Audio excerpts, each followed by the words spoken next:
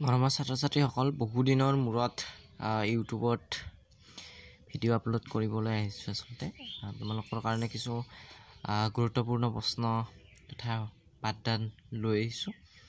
আজি প্ৰথম দিনাৰ পাঠ হিচাপে মই প্ৰথম লেচনৰ অৰ্থাৎ দশম শ্ৰেণীৰ প্ৰথম লেচন বাস্তৱ সংখ্যা ৰিয়েল নাম্বাৰ তাৰ কিছুমান আছে। আচলতে সাংখ্যিক এটা বিৱৰণ দিবৰ কাৰণে ওলাইছোঁ।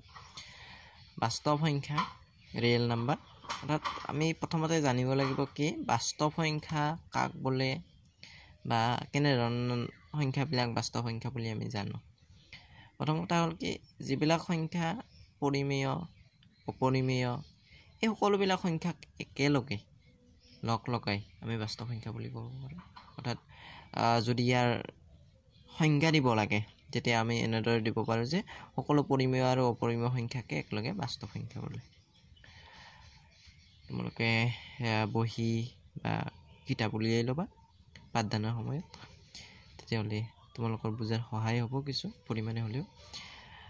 দ্বিতীয়তে আমি ইয়াৰ উদাহৰণ হিচাপে কি দিব পাৰোঁ। পৰিমেয় সংখ্যা হিচাপে -5টো এটা পৰিমেয় সংখ্যা, 3/2 এটা পৰিমেয় সংখ্যা, আনহাতে √2 √3 এইবিলাক হৈছে অপৰিমেয় সংখ্যা। এই গোটেইখিনি সংখ্যাকে একেলগে আমি ক'ব পাৰোঁ বাস্তৱ সংখ্যা। দ্বিতীয়তে আহিল ইউক্লিডৰ বিভাজন প্ৰমেয়িকা। এইটো এটা বাস্তৱ সংখ্যা এই পাঠটোত থকা এটা গুৰুত্বপূৰ্ণ টপিক। ইউক্লিডৰ বিভাজন প্ৰমেয়িকা আমি যদি কিতাপখনত চাওঁ, ইউক্লিডৰ বিভাজন প্ৰমেয়িকাটো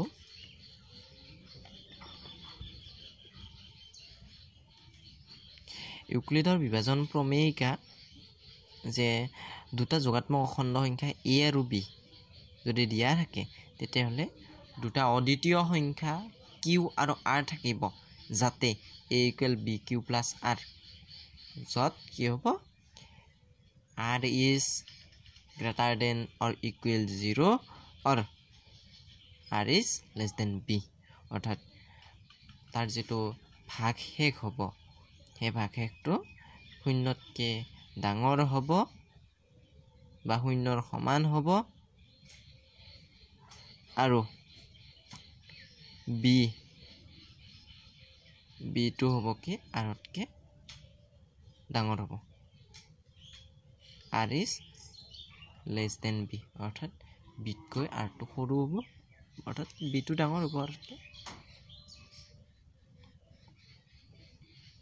এইখিনি আৰু এই উপপাদ্যটোৰ আৰু এটা ক'বলগীয়া কথা কি যে ইউক্লিডৰ বিভাজন প্ৰমেয়িকা তেতিয়াহে হ'ব যেতিয়া এই a আৰু b অৰ্থাৎ যি দুটা নাম্বাৰৰ ইউক্লিডৰ বিভাজন প্ৰমেয়িকা ব্যৱহাৰ কৰি গসাগু উলিয়াব দিয়ে সেই সংখ্যা দুটাৰ ভাগশেষ শূন্য হ'ব লাগিব, তেতিয়াহে এই উপপাদ্যটো সহায়ত গসাগু উলিয়াব পাৰিম। তাৰপিছতে নেক্সট পিছৰ ফালে আছে আমি ইউক্লিডৰ পাটিগণিতৰ মৌলিক উপপাদ্য আছে, এইটো আমি আলোচনা কৰিম। তাৰপিছত পাটিগণিতৰ মৌলিক উপপাদ্য, মৌলিক উৎপাদীকৰণ পদ্ধতি ইত্যাদিৰে কৰিব পাৰিম। তাৰপিছত হ'ল কিছুমান অপৰিমেয় সংখ্যাক আমি প্ৰমাণ কৰিম, যেনে √2 √3 এই ধৰণৰ সংখ্যাবিলাকক আমি অপৰিমেয় বুলি প্ৰমাণ কৰিম।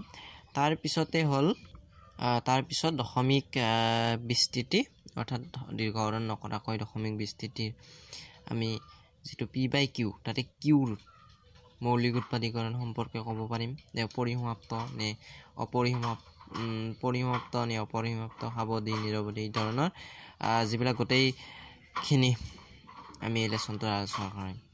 আৰু আজি প্ৰথম আৰম্ভণি হিচাপে এই ভিডিঅ'টো তোমালোকলৈ আগবঢ়ালোঁ আৰু দ্বিতীয় খণ্ড হিচাপে তোমালোকৰ কাৰণে পাঠ আগবঢ়াম। তেতিয়ালৈকে এই চেনেলটো ছাবস্ক্ৰাইব কৰিবা, ভিডিঅ'বোৰ নিয়মীয়াকৈ চাবা। তেতিয়াহ'লে তোমালোকে কিবা বুজি নোপোৱা থাকিলে কমেণ্ট কৰি সুধিবা, নিশ্চয় মই তাৰ সমাধান হিচাপে তোমালোকক দিবৰ কাৰণে চেষ্টা কৰিম। ধন্যবাদ।